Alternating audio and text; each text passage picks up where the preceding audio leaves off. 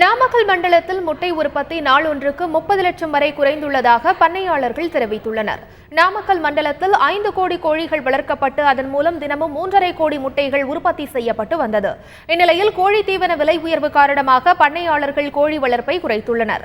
இதனை அடுத்து முட்டை உற்பத்தி நாள் ஒன்றுக்கு 30 லட்சம் ரூபாய் வரை குறைந்துள்ளதாக தமிழ்நாடு கோழி பண்ணையாளர்கள் சங்கம் தெரிவித்துள்ளனர்.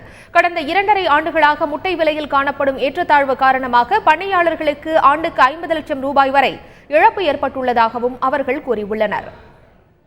30 to 40 லட்சம் முட்டைகள் உற்பத்தி குறைஞ்சு போச்சு. அதுக்கு என்ன காரணம்னு சொன்னா தொடர்ந்து நஷ்டத்துக்கு என்ன காரணம்னு சொன்னா தீவனத்தினுடைய மூலப்பொருட்கள் விலையேற்றம். இந்த விலையேற்றம் குறையல, அதனால விலை ஏறுவாக்கிலே இருந்தது. முட்டையினுடைய விலை மட்டும் ஃப்ளக்சுவேஷன் ஏறுறதும் இறங்குறதுமா இருந்த காரணத்தினால முட்டை கோழி பண்ண ரீப்ளேஸ்மெண்ட் சிக்ஸ் விடாத காரணத்தினால ஆட்டோமேட்டிக்காகவே 40 லட்சம் அளவுக்கு குறைஞ்சிருச்சு.